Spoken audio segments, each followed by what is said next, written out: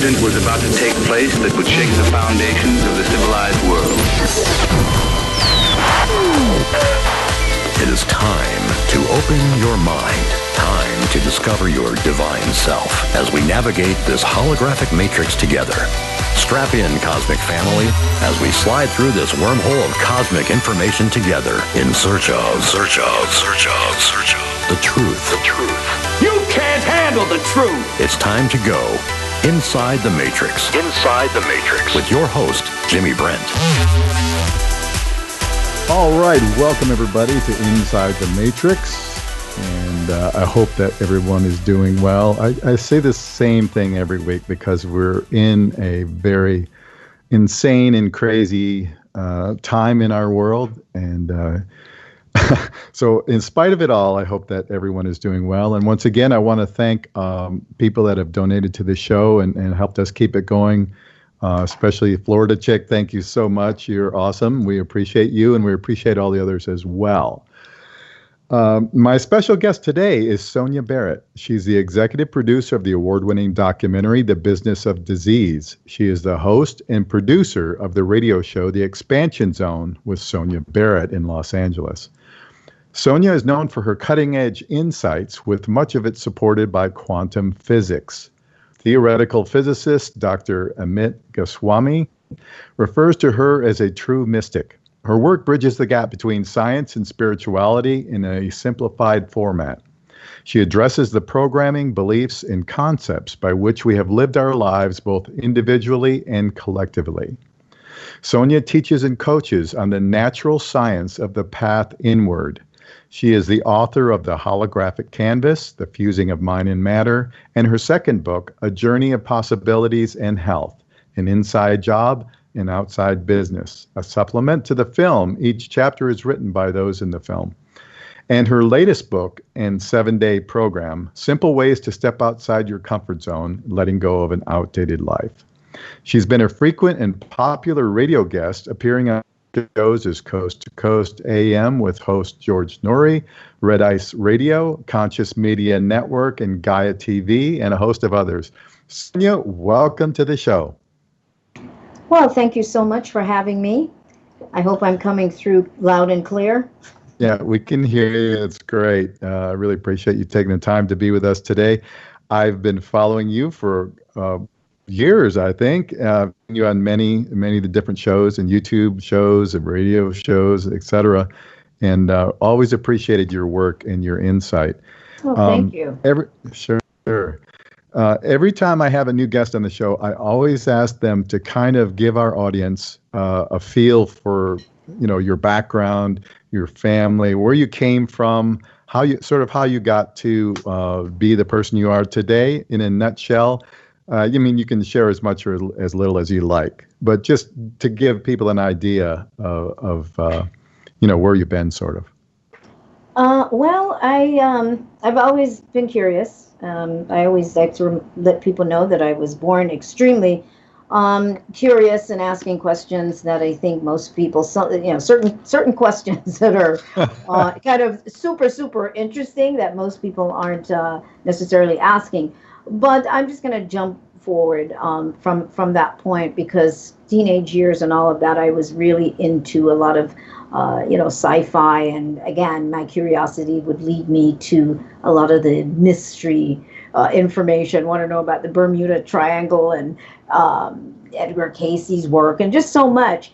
Uh-huh. But years later, after doing quite a bit of life there with having children and being married and ultimately going through a divorce, I would say that was, for me, certainly the defining moment in 1992, when I really decided to ask that question about life. What is this life? What is this that I have lived? What are these experiences that I have lived? And just overall, where am I?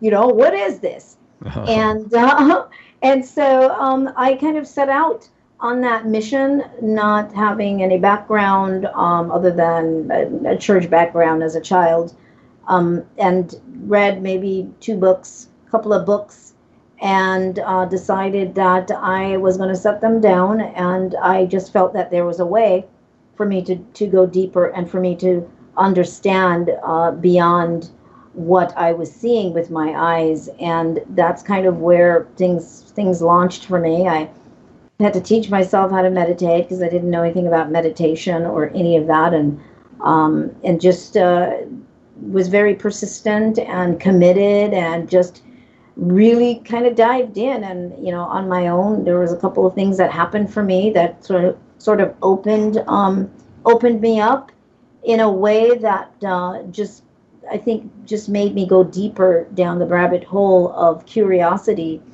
and kind of went from that point into eventually trusting what I was understanding and what I would write down and so on. And so it's been many years. So I think for me, a lot of what I like to share with folks is letting them know that to know and to dig deeper, it really is our birthright. And I think all we need to have is a deep curiosity, deep commitment, and a deep willingness to continuously tell the truth to ourselves about who we are and our lives and our choices, in order to become even more clear, to see behind the veil. I condensed it quite a bit. There's so much that happened in between there that have brought me to this place, but it's a big story. That's interesting, that time frame that you mentioned in the early 90s. That was really the same for me. It was I think it started 89, 90 for me, where I really started to have information sort of come to me, where I would question a lot of things. And I, like you, when I was young, much to the dismay of my parents and my teachers, I was someone who also asked a lot of questions and was very curious about things. And I would point out things that didn't make sense to me, mm-hmm. like the religion I was being exposed to as a child. And I was, really not good with it. And of course, that would upset my mother tremendously.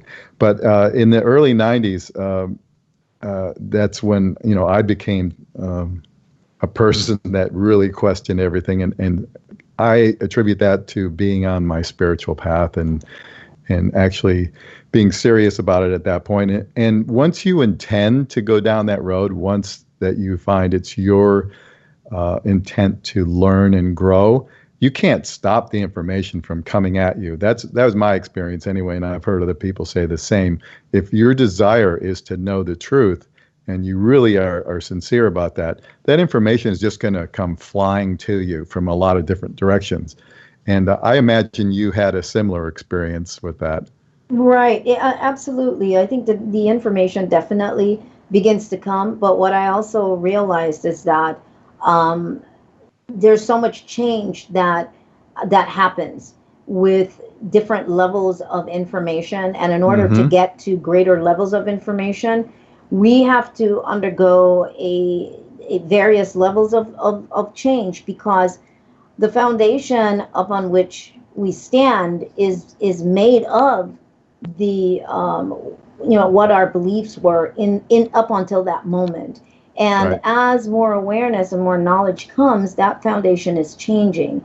And that's where many people really get a little bit nervous and resistant, because that change comes, and you have to be ready when you say you want to know for the journey ahead, because life does change in many different ways. It could be anything from moving to leaving your job, to sometimes relationships, because all of those things are built on who we were in that time, the time prior up until these grand moments of expansive awareness. The foundation has to change in order for us to be open and ready for more elevated information. Absolutely. And I always am reminded and remind myself that saying, know thyself, is so incredibly important, and it's so profound. It's not just a trivial thing to say, because knowing yourself, you actually have to comprehend who you are as a being living in this world.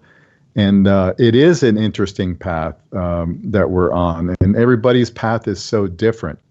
And it takes us all into different directions, and we have different experiences which will test our knowledge. But as you said, one of the things that we have to do is be able to leave behind old belief systems and foundations that we thought were true and that we were taught and programmed with. And we have to have an open mind to be able to expand, because once we feel like we know it all, you're stuck. That's as far as you're going. Yes, there's nowhere to go at that point. I mean, that's it. That's the length of your perception. But yes, know thyself is so incredibly crucial, because it's happening every step of the way. You're encountering new information about yourself. If you allow yourself to see, who you are, what you believe. And I'm constantly, I'd like to remind people anyway, I should say, that this doesn't mean that you're going to blame yourself, you're going to spend time having a lot of regret. This is not what that means, even though people tend to be a lot of times afraid of the know thyself, which means to tell yourself the truth about your life and the choices that you make and all of that. It's not about the blame, and it's not about the shame. It's not about any of that. It's just about acknowledgement. And I think a great acknowledgement that comes from that too is the realization that every experience that you've had up until this moment, it just has led you here. It has led you here to this moment. And so the stepping stones is the appreciation. You appreciate all that happened to get you here. Now, maybe you might not want to make those same choices anymore. And you know what I mean?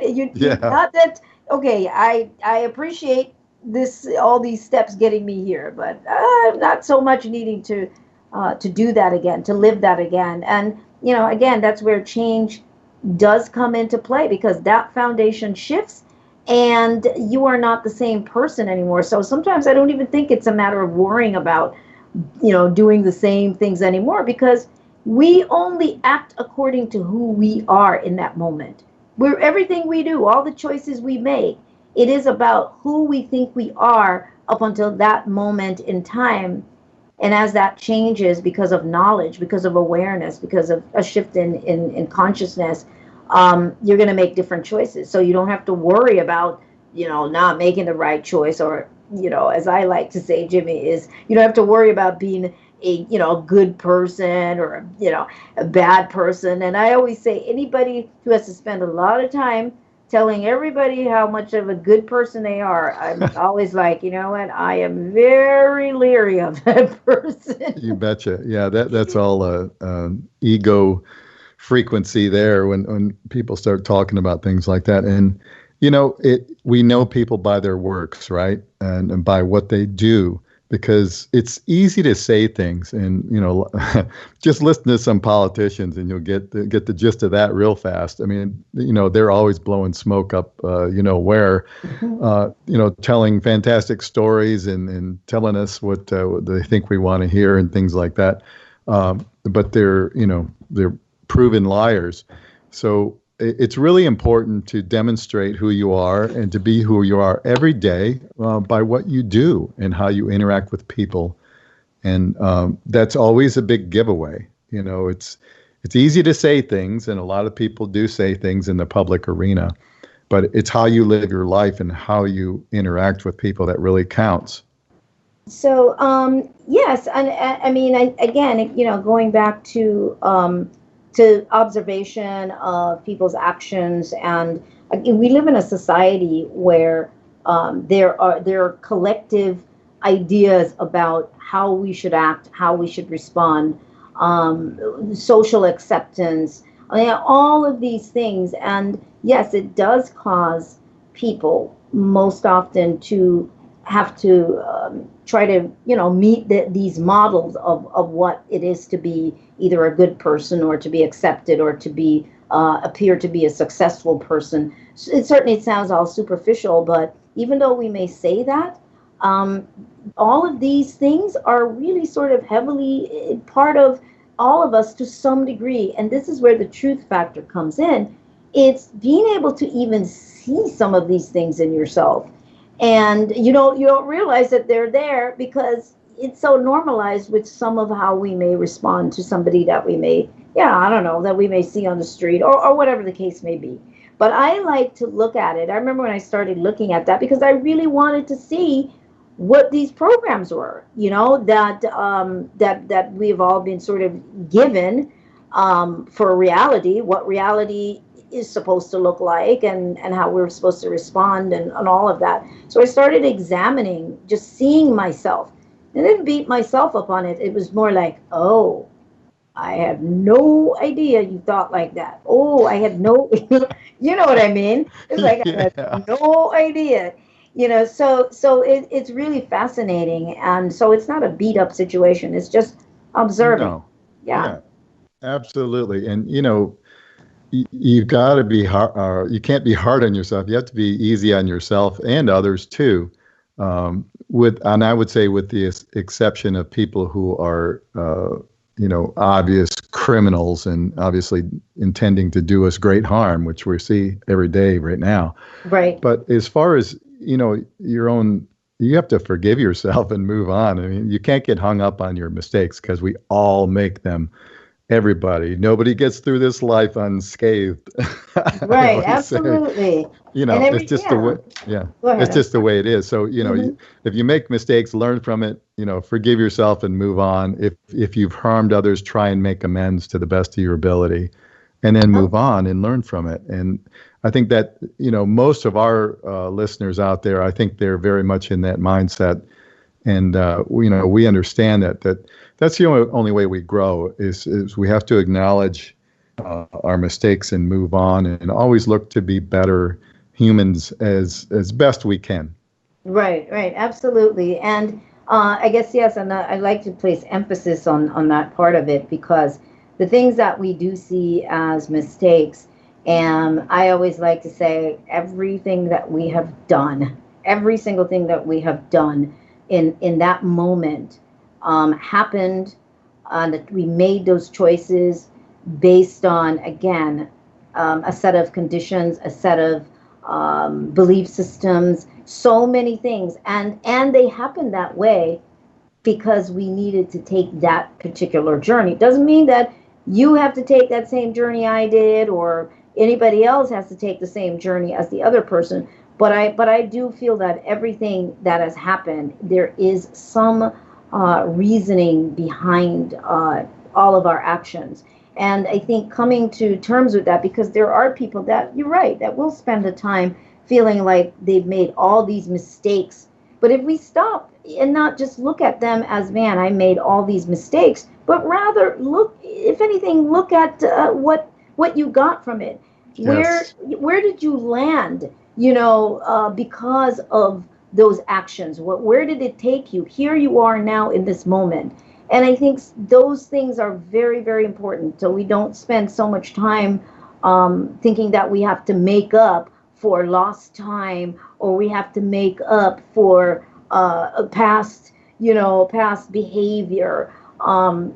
We do things because in the moment, that is who we are, the choices that we're making. I strongly believe that because I've seen that when I look back in my own life and I think, that's how I ended up in that situation. That's how I made those choices. That's how I got into that relationship. You know what I mean? That's oh, yes, I do. I'm chuckling because, you're just popping memories into my head of things that I've done and said in the past that, I would have done different had I been the person I am now back then, right? Right, but you couldn't get to be the person you are now if you didn't take that journey. That's specifically right. For you. That's exactly right. And that is the point that, that we're always learning and growing. And as long as we have that intent, I think we're going to be, doing okay, generally speaking. I'm a little upset with humanity as a whole right now for, for caving in to compliance. I really struggle with that because every time I go to a store or whatever now, and you have the masked Nazis at the door and all. Yeah. I mean, all these things. I'm Yeah. greatly disturbed because I was hoping we'd be further along on this, but we're not there yet. No, and- it's a major overhaul right now. I mean, it's a huge overhaul. I mean, of course, it's a much bigger picture in the sense of the overhaul, but in the sense of the individual, just everything that we've been saying about know thyself, which is about personal responsibility. And Yes. I feel that this moment in time is about coming to that exact place, personal responsibility, ownership of self, becoming aware and owning the choices you've made in your life, where you are right now. I don't know if you saw this post I did last week, and it's like owning the truth about your health, about your diet, about the choices you've made in your life, about where you are right now in your life, as opposed to making other people responsible for the choices you've made. And that is Yes. what this system is doing right now, is putting it off on everyone else to be responsible for choices that certain people are making. They're putting guilt, saying, do it for others. And when I go in the store, I see that others are not even caring about themselves based on what they're buying. So, so it's kind of like, I am not my brother's keeper, and I'm like perfectly fine with saying that, because some people think, oh, well, you're being selfish. No, no, no, no, no. I am helping others be forced to take responsibility for themselves. This is Yes, what I am exactly. doing. Not, yeah, by not overly, not going into this heavy duty compliance. It's like, no, I'm not doing this. No, you can't sanitize my hands. No, you cannot Exactly. take my temperature. We're No. going. Okay, sorry to cut you off, Sonia. We're going on a hard break here. We're going to take a short pause. You're listening to Inside the Matrix. We'll be back in just a little bit. Stick around with us. All right, welcome back, everybody, to Inside the Matrix with our special guest, Sonia Barrett Robinson. Before we went on the break, we were talking about self-responsibility, and that's a big one because a lot of people don't want to be responsible for themselves. They want to blame their health problems on germs or other people, or anything but to take responsibility for themselves. And that's a huge problem that we have. And because until we can grow to the point where we can take responsibility for our actions and for our bodies and all those things, it's going to be pretty tough to get through all of this stuff. And as you were saying on the break, Sonia, they are marketing fear big time right now. Oh, absolutely. And the thing that triggers people, human survival at our core, people are afraid of not existing. And so that is the trigger that is being used, because the consequences for not obeying, besides fines and all of that, is if you don't listen to us and wear a mask, you are endangering other people, and ultimately people could die. That's really ultimately that's what they're doing. And that's a human being's greatest survival drive, is to stay alive. And Yes. that's why that's being triggered. And your health obviously is associated with your mortality, and so that's being marketed, and that's what I call it. They're marketing death. People are very afraid of that happening. Absolutely right. Yeah, they're just scaring the crap out of everybody, and that is like a first chakra response, for survival. And not only is they're telling people their lives are at risk, but you could be a murderer if you spread it to somebody else. That's the level Yeah. of insanity out there. And they're drinking the Kool-Aid on it, They and are. they've done a great job. These masters Oh, of deception have done a great job, because they only have to put out a little bit of information now, because now they have us turning on each other and policing yep. each other, and writing articles that say that people who refuse to wear masks are generally psychotic. They, you know, And all narcissists too. and narcissists, and yeah, I mean, just just all of that. So yeah, so these people, when they see you without a mask, they start, even if they didn't read that article, but everything has been set up in terms of the media, the response from celebrities and of course media and the little club cult platform that comes on and tells you what to do. They've all set it up for people to look at you as having a problem, and it's their duty to now come over and say something. Nobody has said anything to me. Nobody has come over and said anything to me, and that energy certainly is not there for you to come and speak to me about, you know, what I'm doing. With the exception of in the store, I've had people in the store that have decided to come over and say, workers at the store come over and say, on occasion it's happened that I need to pull my scarf because I refuse to invest any money in a mask. I refuse to spend one dime. So I have a scarf that I will use, but I will cover my mouth if I have to, depending on exactly where it is, and I really have to. But I refuse to cover my nose. So whenever that comes up, if somebody says I need to cover my nose, what I do is I leave. As soon as that happens, I just say, okay, thank you, and I leave the store because that's my limit. I will not do that. I will not cover my nose. So that's those are my boundaries in terms of any of it, and I'll use a scarf. That's kind of basically where I'm at. You got to have something, or they won't even let you in the door. So it's so pathetic and so ridiculous, and it's sad to me that more people aren't actually looking beyond this and trying to find some real data on this information. Because they're scared. Yeah, they're scared, and it paralyzes them. But the evidence is out there, and even that Fauci idiot said early on that nobody needs to wear a mask, and they're not effective against what they're calling World Health. Thing. Yeah, they all said it. And the other, part of this, my understanding is that when they put out conflicting, contradictory information, they call it the Alice in Wonderland programming. So where people are already in a state of fear, but then they get bombarded with conflicting information and information that contradicts itself, and then they just won't go anywhere. They won't look at anything because they just don't know what's real anymore. And that's a huge problem for us. That's that mainstream media. That's real. That's real. So a lot of those people are listening to mainstream media, and all they hear are numbers. That's all they hear.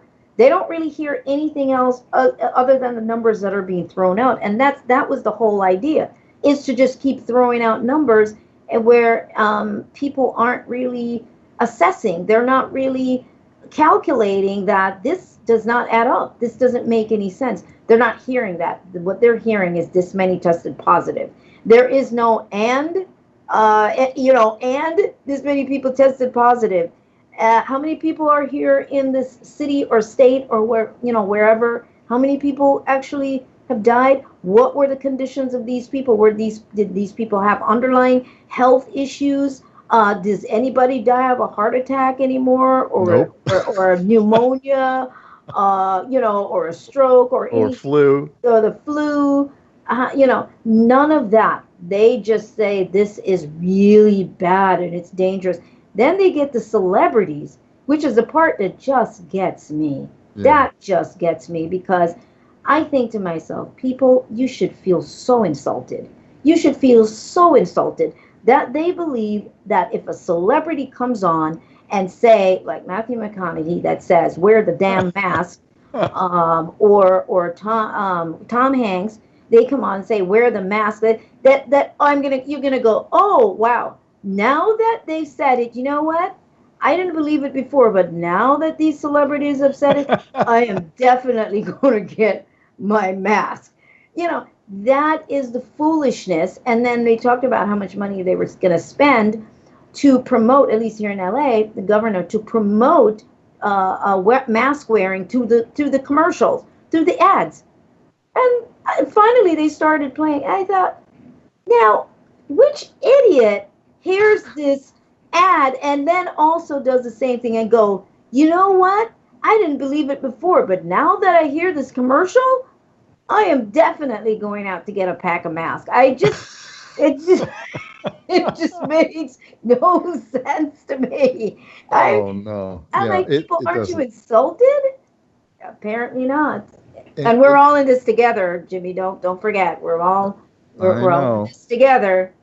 We absolutely are, and it just saddens me to no end to know that so many people are so far behind the curve, and I had hoped that by this time at least we get maybe a third of the people would just really stand up against this kind of thing, but it doesn't appear like we have more than 3 or 5% at best.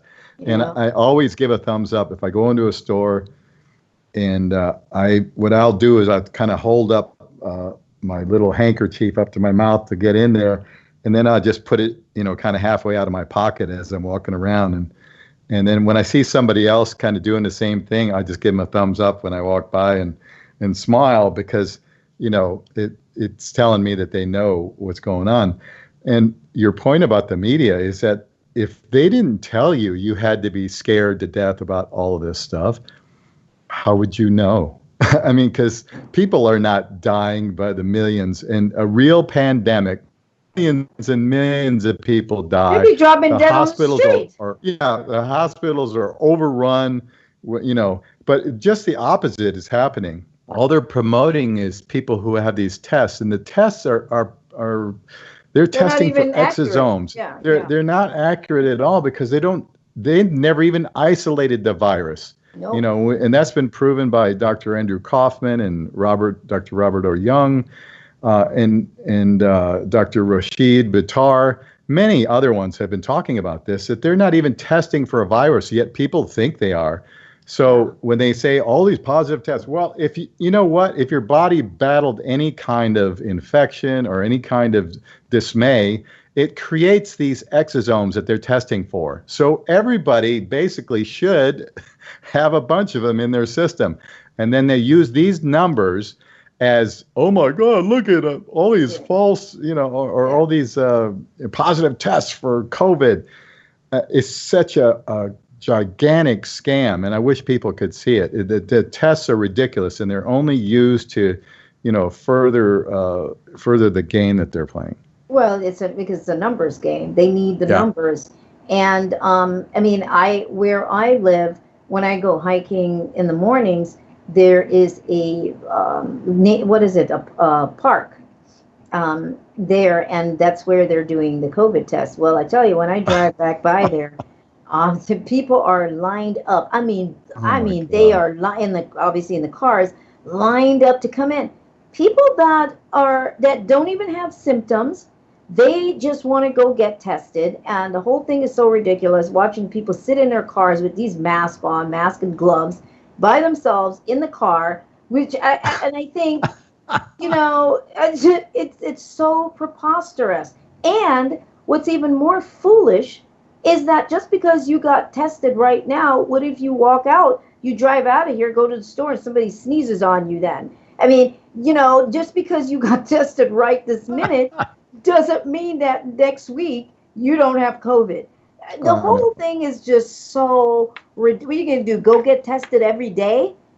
And then the other thing is, there have been a lot of people posting about this. So let's just say you go in and you get tested and you have a positive test. Well, they say you have to keep getting tested over and over again until you get 2 negative tests in a row. And then we give you a gold star on your forehead and you can go home and be happy, right? Wow. Well, every single one of those tests counts towards those numbers. So there's like multiple tests for multiple people, just, padding those numbers over and over again. It's just beyond belief. And nobody questions this kind of thing. And it just boggles my mind. Oh yeah, they're not questioning it, because you're running around. When you're running around in fear like that, you don't have time to question that. And everybody else is wrong. Anybody who is not supporting your fear, they're wrong.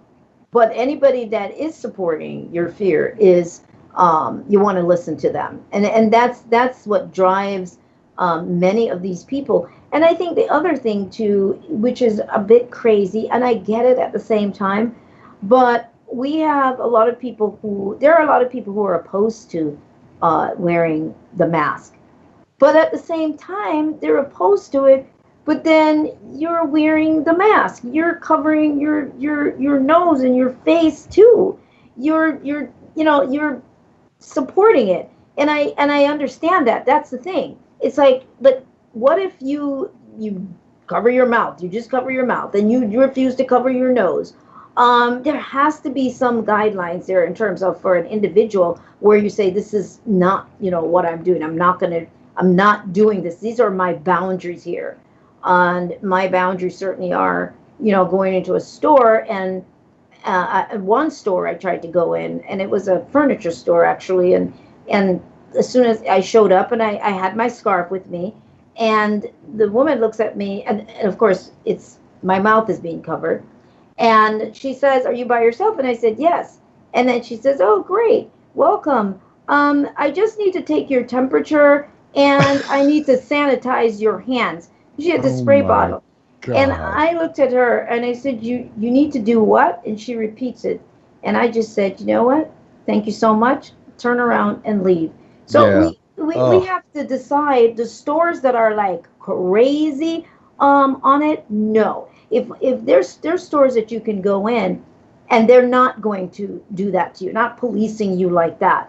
You have to just start finding those spots, which is basically what I do. If I go into a store, and I've gone into a particular Whole Foods in a particular spot where they were harassing me about not covering up my nose, and the manager came over to me also at the register, and I heard when he was telling the cashier, because she asked, doesn't the customer have to cover their nose? Because the lady on the outside had already complained that I didn't cover. I wasn't listening and covering my nose. Oh, no. So then he comes over, and right when he got ready to start speaking, this is about maybe a month and a half ago, I said, "Don't even say anything to me." I just was very calm about it. I said, "Don't say anything to me about covering my nose, because that's not going to happen. I'm not suffocating myself doing that." And I took my groceries then because it was done. I said, "I will not be coming back in the store until this is all over." And that was it. And then I make that commitment to myself. Good for you. And no matter how close it is, I will never go in that Whole Food store. And I find that's what I do with different places. I go, okay, well, I will not be in that store. I will not support that store. I will not. And you find different places to buy your food. Farmers market, I found a really great spot. It's on a farm. That is so nice, where people congregate. You can buy your stuff there, your fresh organic Oh, wow. That's items. wonderful. Yes, and there, people have their benches, and people sit around and they eat and talk, families, and there's some people wearing a mask, but there's nobody saying you need to put your mask on. There's none of that. There's Great. so you can say you're just relaxing like normal. So we have to start finding places to go. That's part of it. All these companies are not the only game in town.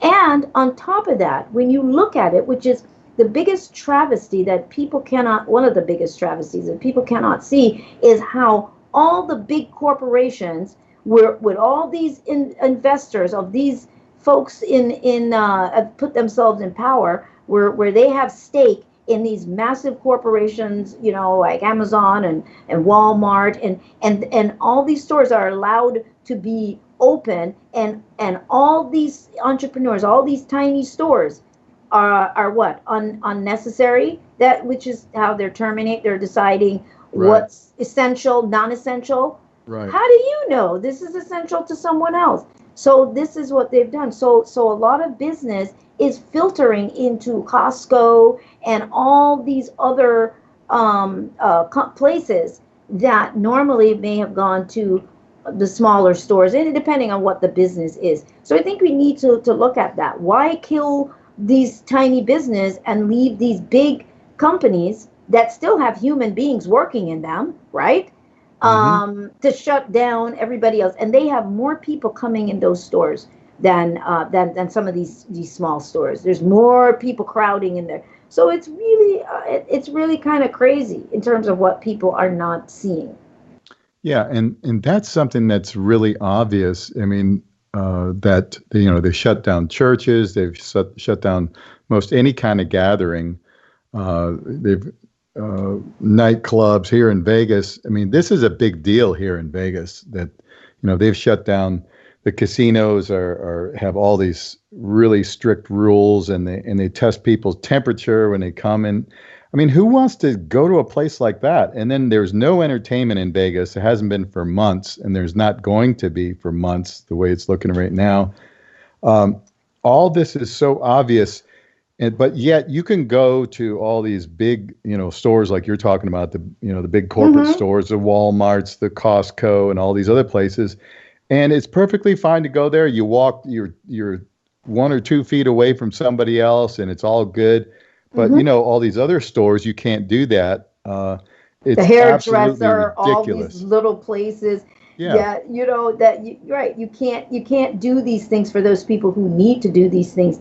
And the mental health situation, the fallout from all of this, is another part that they're not talking about, with the suicides and the depression, and domestic violence, and children in violent situation in homes where the stress level is so high, the educational system, the moving children backwards, because a lot of these kids were not online as they had set up for them to be. They never registered. So there's a massive fallout coming, and the children aren't supposed to be the future. Well, they're all going to be behind.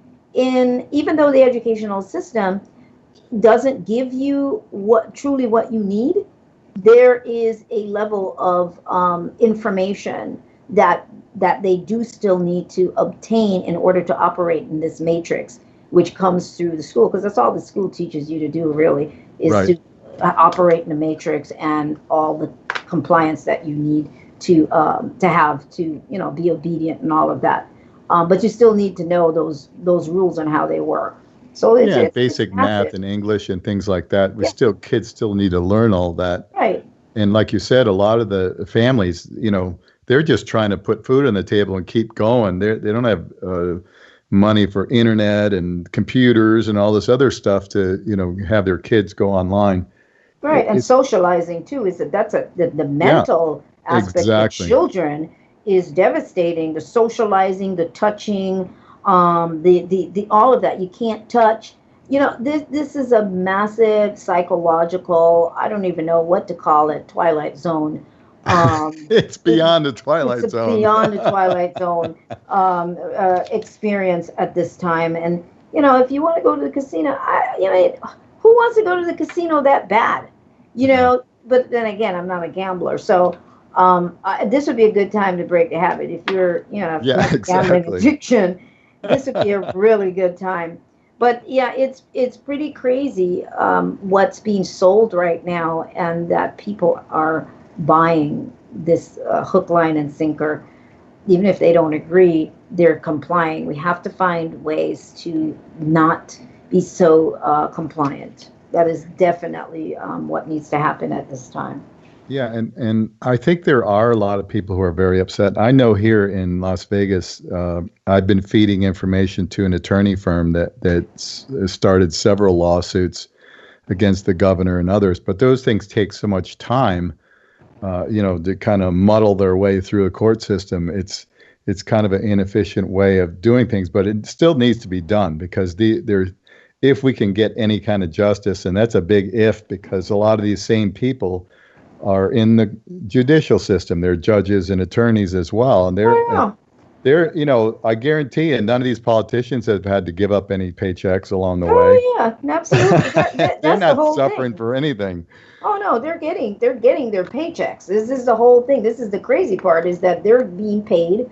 I don't know what Fauci, if he gets a consultation fee, whatever it is. I'm sure they get big bonuses because they're getting ready to, sell a zillion vaccines here, and they all have stakes in the patents and the manufacturing process and everything else, and how people can't see that as well, because that's easily found that, Gates and all these people, they own vaccine companies, they fund vaccine companies.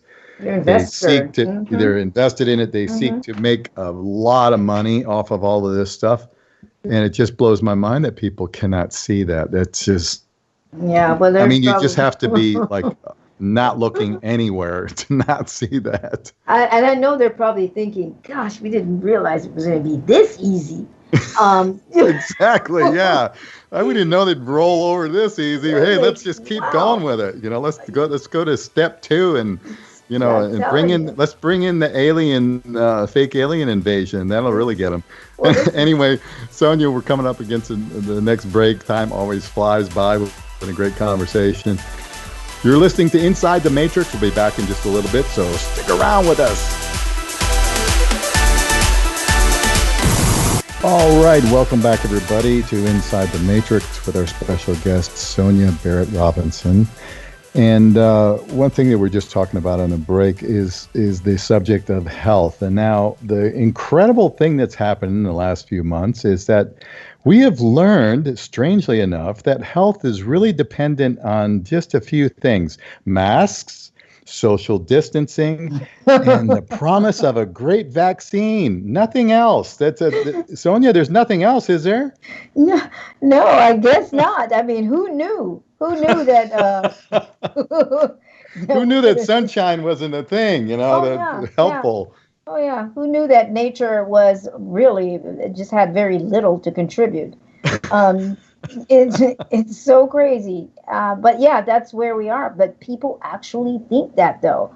The mask is going to keep us safe. We do the mask and we stand 6 to 12 feet apart, and we go into a store where they're having you stand behind a line, even though they have put up a plexiglass or whatever it is between you and the cashier, but you have to stand further back and just kind of reach over and put your stuff on the counter. It's preposterous stuff, and telling people to wear gloves. And this is Simon Says. This is what it is. It's Simon Says, stand on one leg. Oh, Simon Says, stand on your head. And then after you do all that, Simon Says, stand with no feet. I mean, how do you do that? Simon Says, wear that mask or else. Wear that mask and shut up. Yeah. But no fruits and vegetables, no talk of fruits and vegetables, no talk of the necessity of really getting out there in the sunlight and having your face uncovered because the sun needs to hit your face. None of that kind of talk is going on. And I think if anybody, is listening and they quietly feel fear, you need to really listen to what is being said. Listen to what is not being said. Nature was here first. Nature has always been here. Doesn't matter if human beings were not on the planet. Nature has formed the planet and everything that's on it, including our very bodies. So that to me makes sense that nature has healing properties, and that our bodies are truly designed to be able to repair itself through the immune system, the function of the immune system, when the immune system is being supported. Well, you need fruits and vegetables and fresh, alive food to keep your system going, as opposed to locking yourself up in the house and eating processed foods because there's a lockdown, just frozen foods high in sodium and all of that. The system does not come on and tell you that, not in any of these press conferences, particularly here, I know in LA when he comes on, which I don't watch. They're not telling you any of that. It's wait for the vaccine. To me, that should be your biggest clue. Why aren't they telling me about the sunlight? Why isn't anybody saying, well, geez, if you can get into a sauna, infrared sauna, How about you try to do that as many times as possible, if that is possible? How about you get your sunlight in? How about your your vitamin D in? How about fresh air? How about going on a trail and breathing in fresh air, oxygen? And How about exercising. exercising? How about all of these things instead of hiding from the virus as if it's invasion of the body snatchers? Hiding from the virus like it's just jumping out and jumping into people's bodies. It doesn't even work like that. And I think another thing that people need to understand, which they've said, is those masks, even those N95 masks or the masks that the surgeons would wear, or even the nurses, they were more about actually protecting them from bacteria.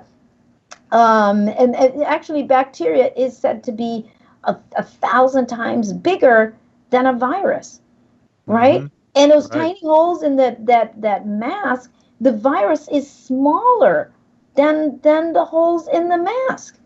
Of And course. absolutely, and one doctor did come out and say that he tried on 6 masks. I don't know if you saw that. It was last week. It was you can look it up, and he could still breathe. He put 6 masks on, and he could still breathe. That kind of insanity. That people are talking nonsense about not being able to breathe with the mask on. Well, there's another thing. There was a guy a YouTube video that was going around where this guy had he worked for OSHA and was very familiar with all of these OSHA regulations. And OSHA has a thing that says, a rule that says the oxygen level must be. The measurement was like 20 or 21. I don't know what that relates to as far as percentage. I think it's percentage of oxygen in the air or something like that. So it needs to be 20 and over to be an acceptable workplace. Well, this guy had very sophisticated equipment, and he put this little tube up to his lip, and he just breathed normally. Right. And the machine went beep, beep, beep, beep, beep, and then it said like 21.7 oxygen. So he said, now that's good. He said, now I can breathe, I can work, I'm not going to pass out or anything. He said, now I'm going to put the mask on. And it wasn't even one of those heavy duty masks. It was just like a regular cloth mask like we see everybody wearing. And he put the tube underneath the mask in the same exact spot he had it before. And he left it there. And within a few seconds, the machine started sounding the alarm, going beep, beep, beep, beep, like because the oxygen level had gone down to 17 Right. something. Yeah, I've seen Below those. the standard that OSHA says you must have in order to be able to work. So, I mean, that's so obvious, and you hear Especially stories if you're about people exerting yourself. driving off the road because they pass out from a lack of oxygen, wearing a mask by themselves in the car. It's so ridiculous. But I think people should get one of these oximeters. I've had one, but I had one obviously before this happened.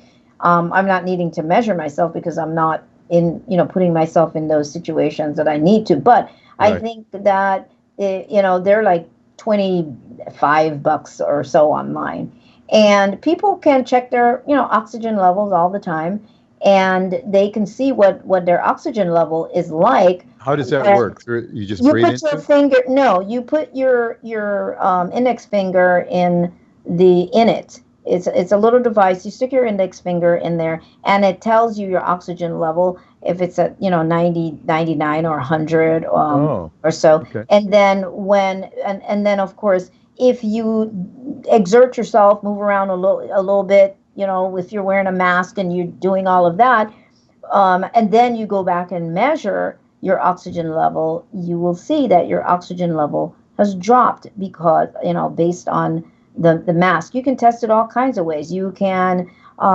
test it, do the same thing, exert yourself without a mask, test it before you exert yourself, see the optimum level of your oxygen, and then exert yourself and test it, and your oxygen level will be just as good. But then do it with the mask, and you see your oxygen level will have dropped.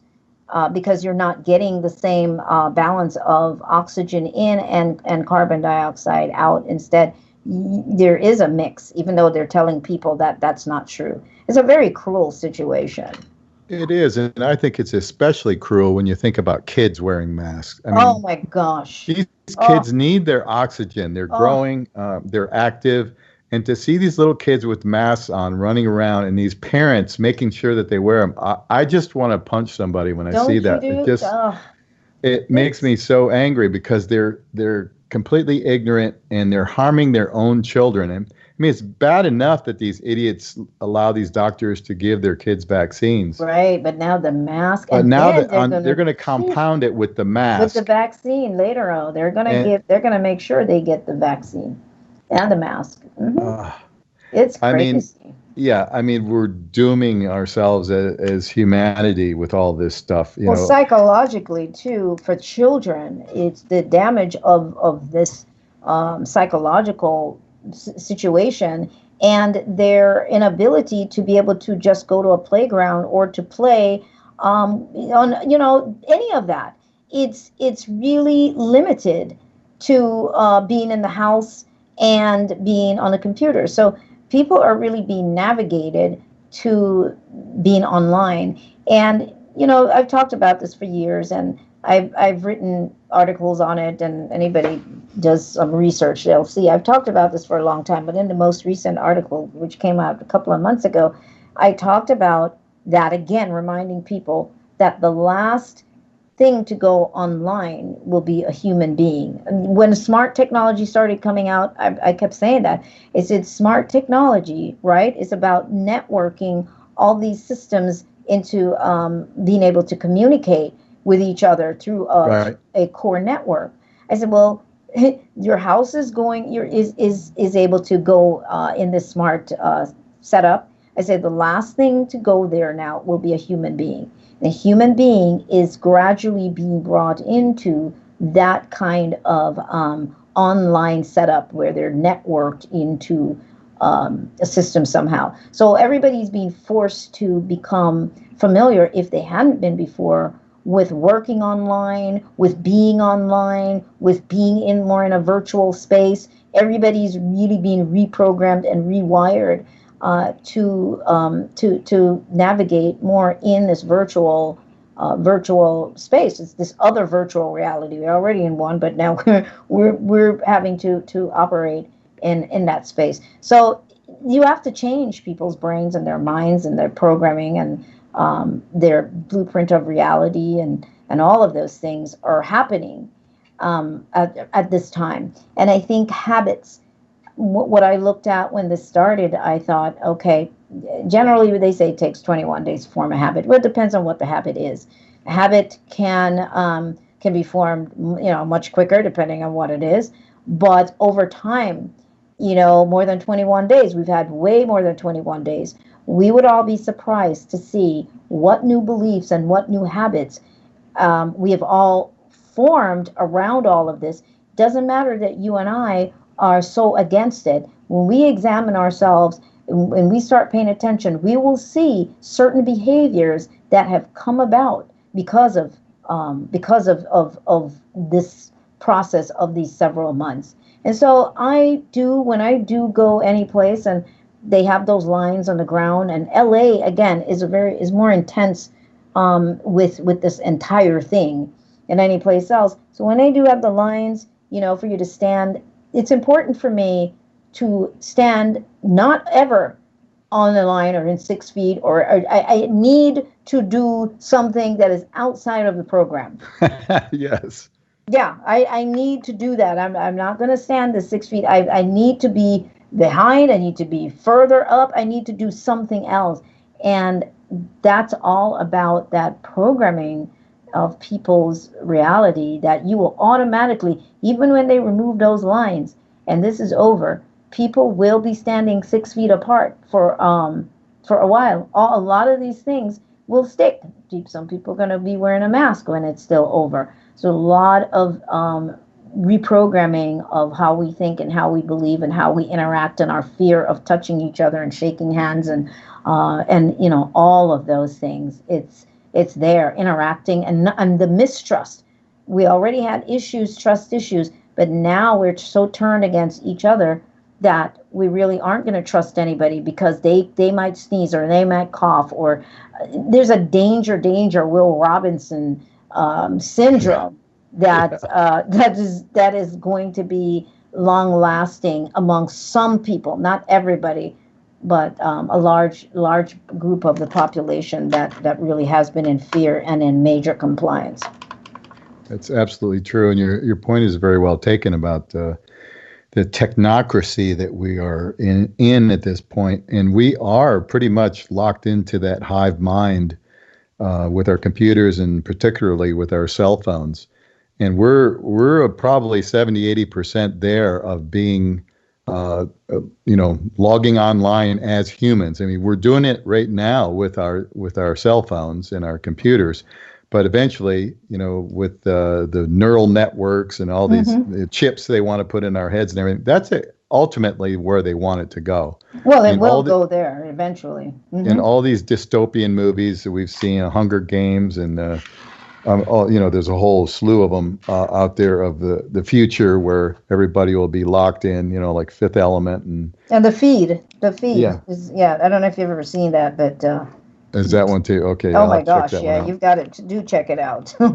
Yeah. So it's that's where they want us to go, but we have to be the fly in the ointment, the monkey wrench in the gears, to stop that from coming.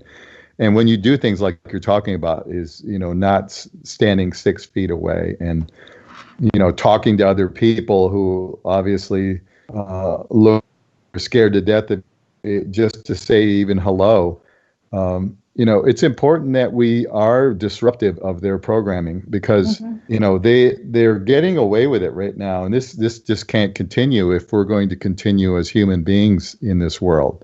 I mean, those who run this asylum, I seriously question, Sonia, and it's the one thing I want to ask your opinion on, is that are we actually being corralled in by real humans, or is this another...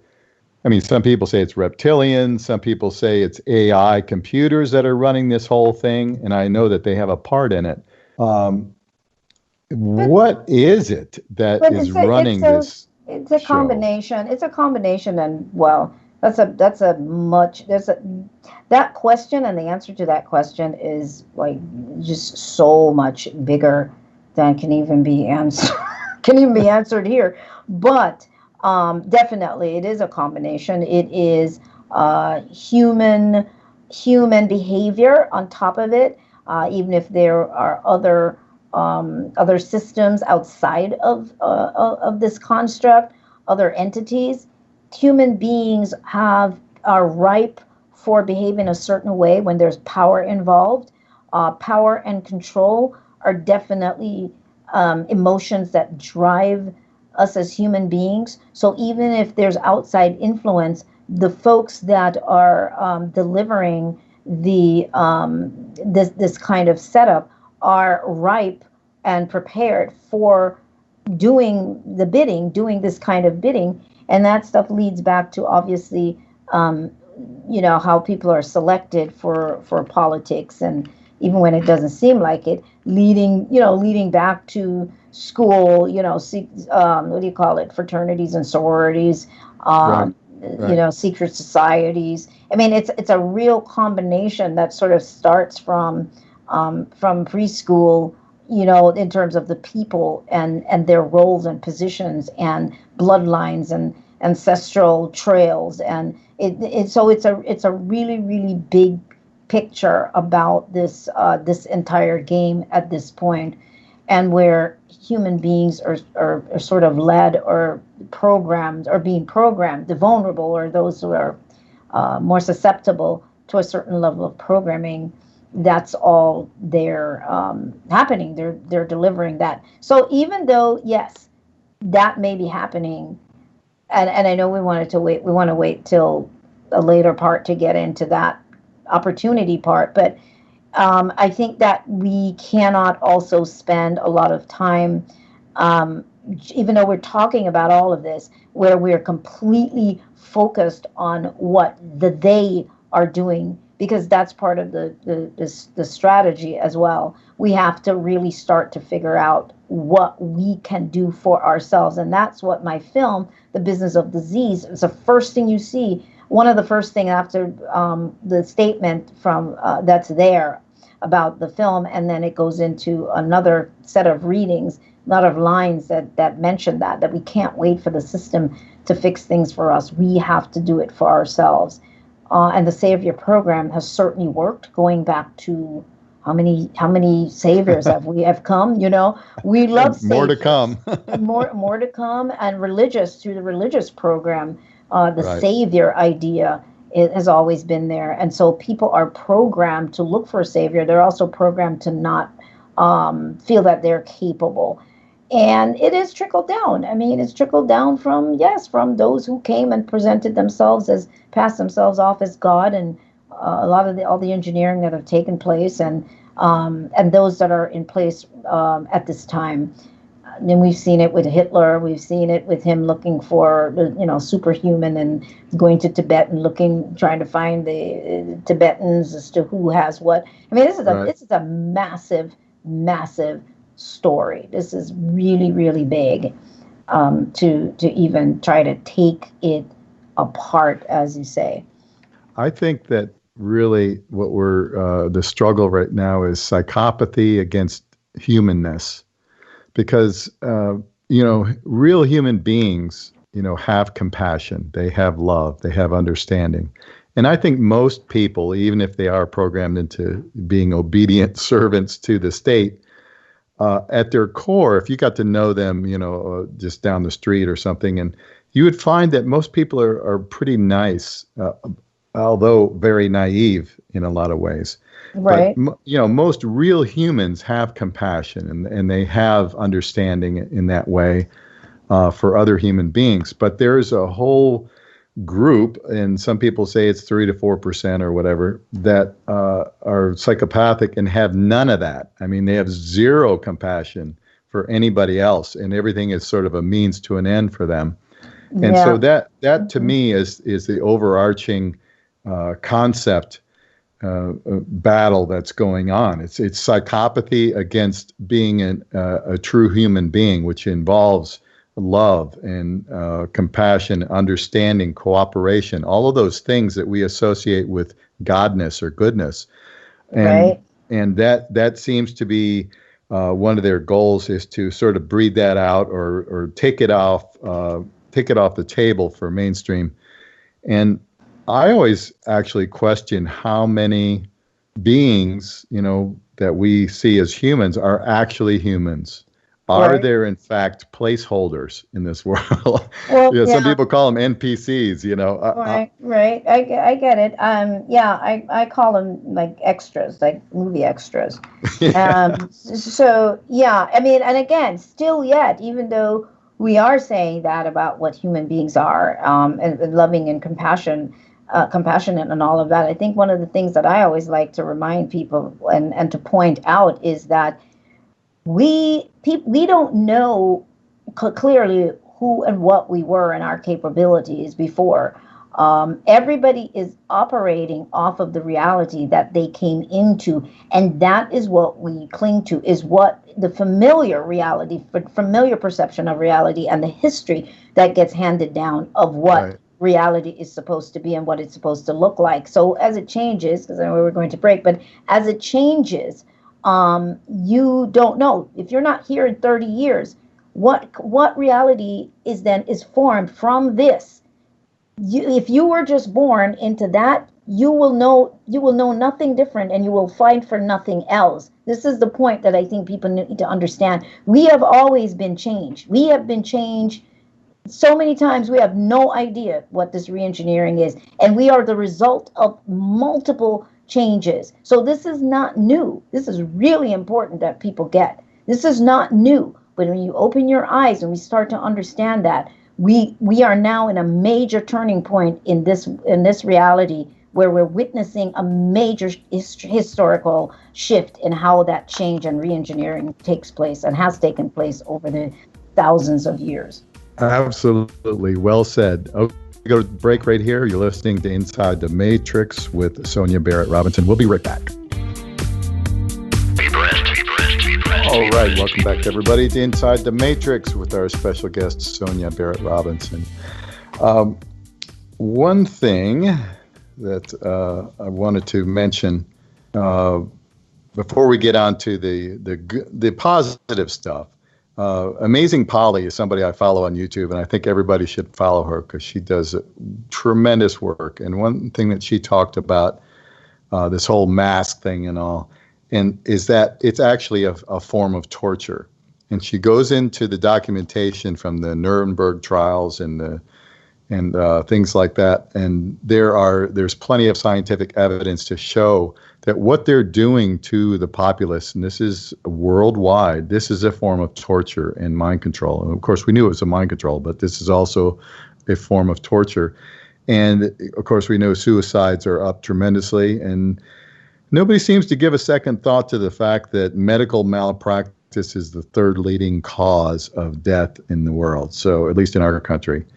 So, Yes. so on that happy note, Sonia, let's move on to opportunities. Gosh.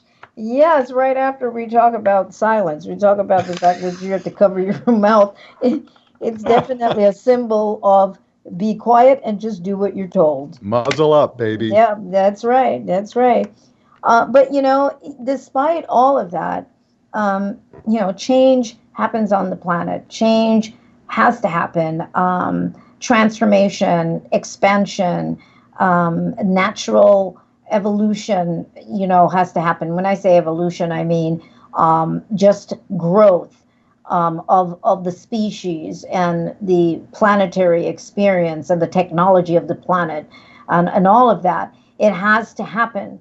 And there are cycles to that. And so we are basically also witnessing a cycle, a natural cycle that is happening for all kinds of expansion, all kinds of transformation at this particular time. And so everything that is happening in it, from all the things that we talked about with those who seem to be imposing their will on others, and the lockdown and the this and the that, it does still all fall under this umbrella of chaos and transformation. Now, the key to this is for the individual to be able to wake up, to awaken to the realization that this is an opportunity to ride that wave for personal mastery, personal transformation, personal true inner connection, really looking at what your belief system, your perception, what do you hold as your truth. And this moment in time, once again, is giving everybody that opportunity to truly know thyself. And that knowing thyself and that diving in is really a launching pad into a much more expansive level of the human game. I think that the human game, I call it the level 1 human experience, which seems to be a very dumbed down experience. Not good or bad, it's just what it is. We've come here to experience being human, and that means a whole bunch of different things. It doesn't mean some things. This is something that we need to really realize. It doesn't mean that we only do these things over here. No, being human is about a variety of experiences, and we really must be reminded of that so that we can take back our power, take ownership of our power. If not, we are only going to see this, what is being done to us, or what we perceive as being done to us. We have to take back our power by recognizing that. So this moment is a moment of separation. As they say, the wheat from the chaff is to either go in one direction or another. You can choose to continue to be in a direction where you are being guided, and you're looking for a savior, and you don't trust yourself, and you are completely invested in the system and somebody else being responsible for you, and you not take responsibility for yourself and your life. Or you can be on the other side of this, where you start to take back your own power, tell the truth to yourself, as we said at the very beginning, I think, of who you are, your belief system, the choices that you've made in your life, the choices that you continue to make, the choices that have led you here.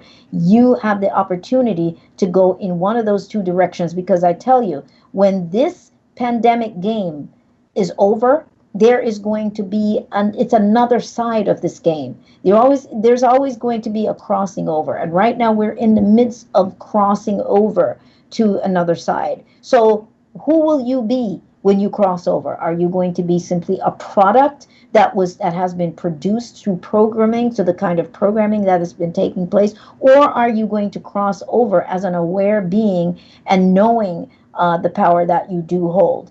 This is a defining moment, and this is an incredible moment of opportunity for growth, despite everything we're talking about. And even my warrior self of being frustrated and all of that is all part of my strength that I am pulling up and standing on this platform of awareness of who I am and what I will and will not do in this process as I move into greater levels of myself. So I really want to emphasize that. Don't focus just so much on what they're doing, but try to figure out, what can I do for myself to stand strong? Don't wait on the system to fix things for you. Change the foundation upon which you have been standing and living your life. Awesome. That was so well stated. Thank you. And really, to get this in perspective, for myself, I always come back to the idea that this is a spiritual school that we're involved in, and the way that we learn in this world seems to be through adversity for the most part. And when we're faced with things that are, that's why we have the duality. We have good and evil. And if you didn't ever have anything evil or anything bad happen, it's hard to appreciate, how good things are and what that means in your life. So with that in mind, having that sort of 30,000-foot perspective on life and on the world, we have to realize that this is a school, and there's all different levels, everywhere from kindergarten through way past postgraduate work and beyond. So we have the choice. We can stay in kindergarten, we can go to third grade or whatever, the steps are, or we can progress. Right, we can own learn ourselves. from it. Mm-hmm. We can learn to know who we are and begin to exercise that knowledge in our life and be the person that we know we are. Right, absolutely. And sometimes people don't know who they are. I mean, it's the truth. And the reason why I say that is because from birth, or from, let's say, kindergarten, or even your parents, really, from the very beginning, who you are, your identity, it has been shaped. So you've been told what you should be, who you should be, right, all along. So by others, yeah. Exactly, by others, by the system, by all these different constructs.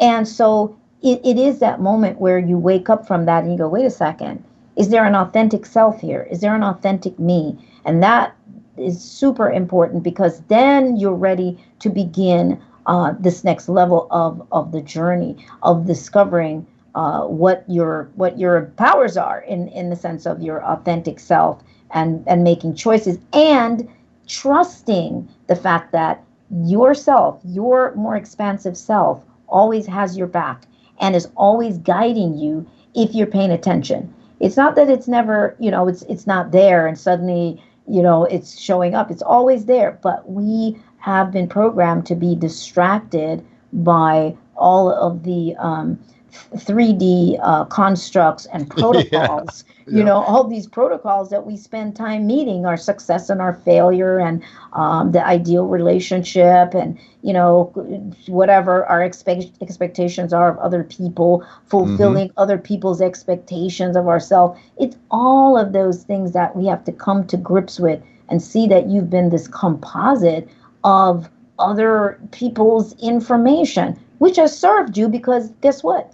as a human being on this mission, you look at it as you're on a mission, you have now learned what all of that is about. You went through that schooling. You get it now. So now you're ready to graduate into greater levels of understanding. So you don't have to chastise it. You don't have to beat it up. You don't have to be super guilty and blame everyone else. It's like, oh, okay, I get it now. I get it.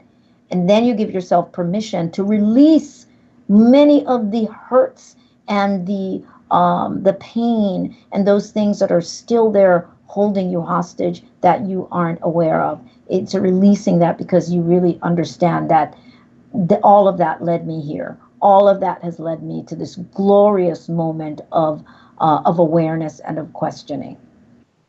That's such a good point, because all of us have these woundings, all of these pains, usually in our childhood, that we never really dealt with as a child. And so this creates triggers later on in life, and we react in bizarre ways sometimes to things that trigger us. And that's part of the introspective process of getting to know yourself, is beginning to uncover these things that we all have. And I think it's an important process to go through and to find the things that, if you react in a certain way that is maybe a little beyond of what is appropriate, you need to look at that and see, why is that? What was that? That's something that happened to you when you were 4 years old, or you may have been molested, you may have been abused physically or other ways, emotionally. There could be a lot of different ways of that occurring. But we need to uncover those things and get beyond them, because those will stop people from growing by not acknowledging those things. Absolutely. They fester and they form the foundation upon which we live our lives. And let's face it, you can only live your life on a foundation of information and beliefs that are there in your subconscious mind, the quiet things that you believe about yourself and your life that have not come to the surface. That is what has shaped each of our lives, and we make all our choices and decisions from that place.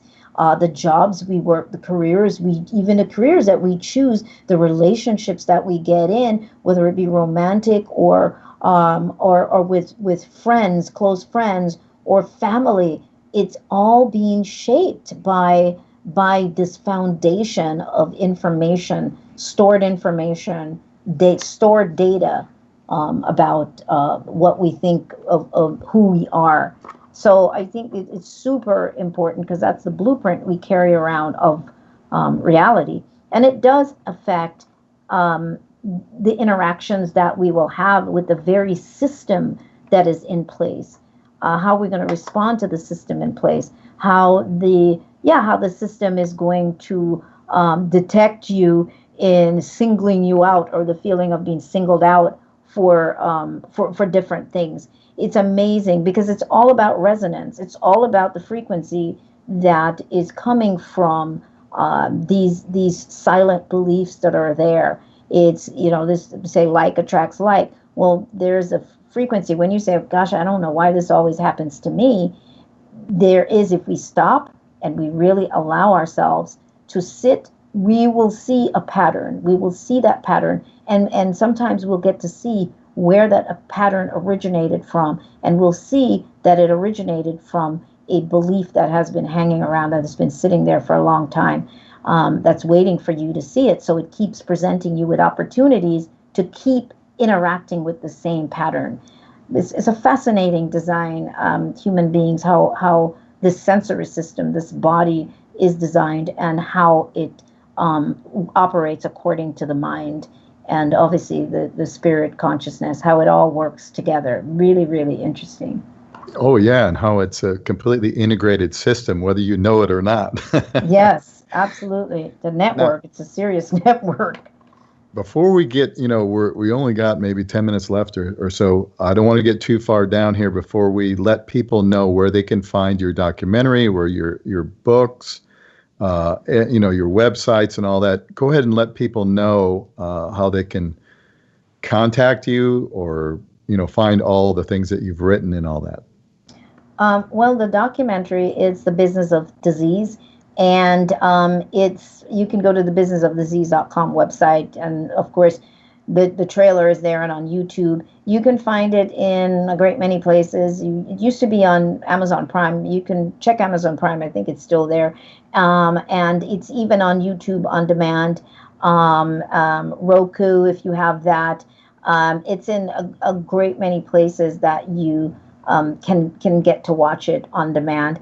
And my website, there's a book that goes with it actually, A Health and Inside Job and Outside Business. And you can actually order it on Amazon, or it's an incredible book with just, really cutting edge information. You can get it on Amazon, and you can also order it off my website, either one of the website, but my main website is therealsoniabarrett.com. Tons of information there, tons of articles that go as far back as even 2001. And I left them there intentionally so that we could see the process of expansion and growth, but a lot of information there. Mm-hmm. And blog as well there, videos, tons of videos that you can see on YouTube. You can connect to it on the website. I do a monthly workshop that is free. It's called Reality Wednesdays. You go, same thing. You just get on the website, realsoniabarrett.com, and that information is there. And there's a members expansion portal webinar that happens also monthly, and all that information is there. And then the expansionzone.com is the radio website, and you'll find out all the information there. My show airs in Los Angeles on Mondays on KPFK 90.7 FM. And I do video interviews separate as well. So all that information is there. I'm really easy to find and track, Sonia Barrett. So I look forward to possibly hearing from some of you and subscribing to the newsletter and so on. Oh, that's great. Yeah, I didn't want to get away without letting people know all of that stuff, because there's so much good information there. And so another thing I wanted to ask you about and get your opinion on is there's so much, again, we talk about the savior modes and things. That a lot of people talk that are channelers or whatever say, everything's under control. This is all going to be over shortly. Saint Germain or the Palladians or the whatever are going to, intervene.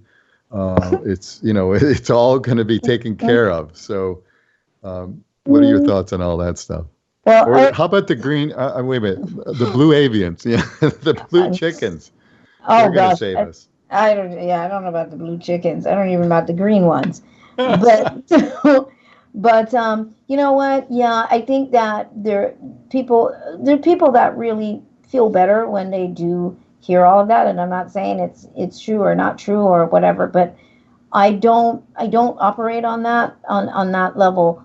I really do encourage a more interconnection, because you are part of this massive, endless creation network that does allow you to be tuned in to get a feeling of when you need to maybe not be at your house, or maybe not get on the plane, or maybe whatever it is. I think that is what we need to connect to. I think that I trust is that natural connection of intuition and guidance.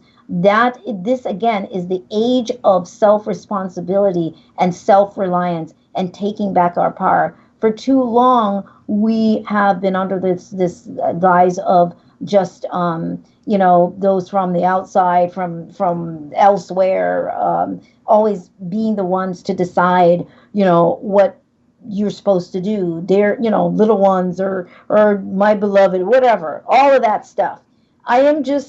That's just not what I do. I am all about standing in my power, and I'm encouraging everybody else to tap into that power that you have, into that awareness, to get that information as to what needs to happen for you next and where you need to be.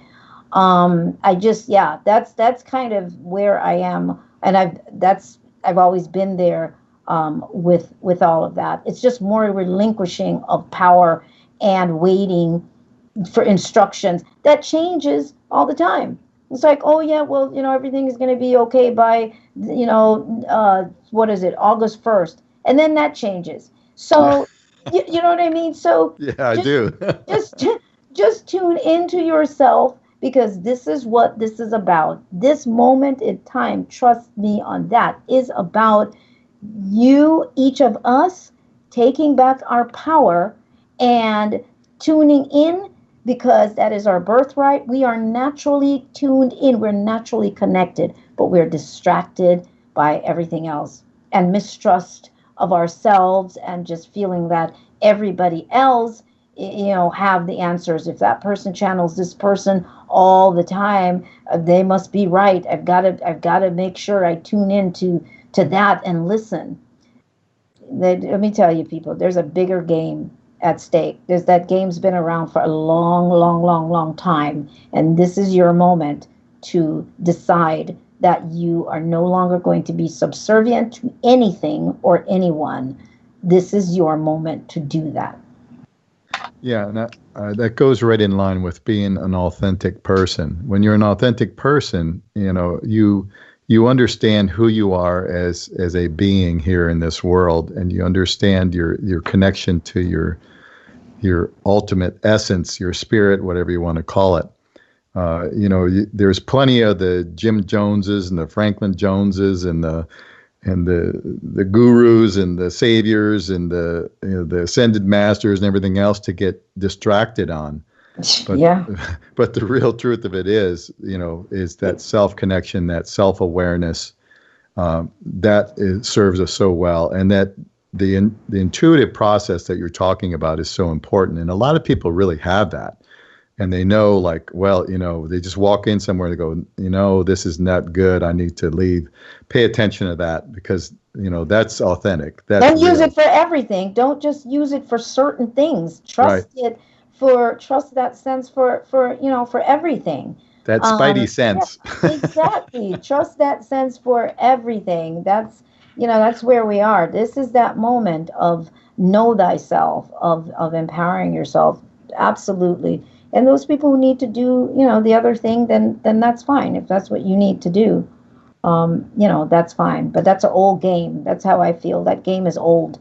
And it's the old priest game, right? Of the ancient Egyptian priests. Only they could talk to God or the gods, and nobody else had any ability or third party, any wisdom of their own. So we.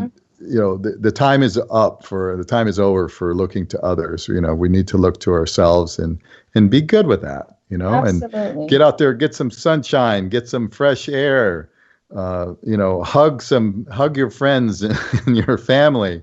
Friends, and, trees, everything. Yes. Get out in nature and do some grounding and eat, live foods as much as possible and all that good stuff. Right. Right. Give yourself permission to live. Give yourself permission to live. When you do that, you don't have to be afraid of whether you might get the virus or not. Give yourself permission to live and to be in tune. Yes, absolutely. Even though that virus is so intelligent, if you get 6 feet 1 inch, it can't possibly harm you. Anyway, Sonia, thank you so much for spending some time with us and sharing your wisdom with us. We really appreciate it. Hope to have you back again in the future sometime. Until then, you've been listening to Inside the Matrix. Everybody take care.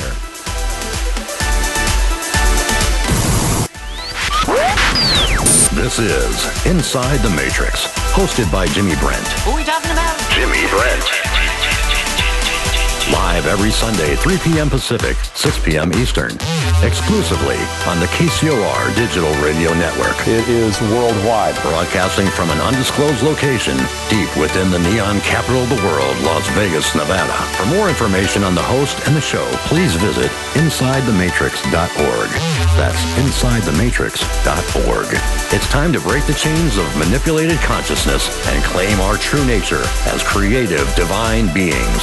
Inside the Matrix. Inside the Matrix. This is KCOR Las Vegas, home of the Digital Radio Network, broadcasting from a shack just south of Area 51. Wait, that doesn't exist. This is the KCOR Digital Radio Network. Now for the news.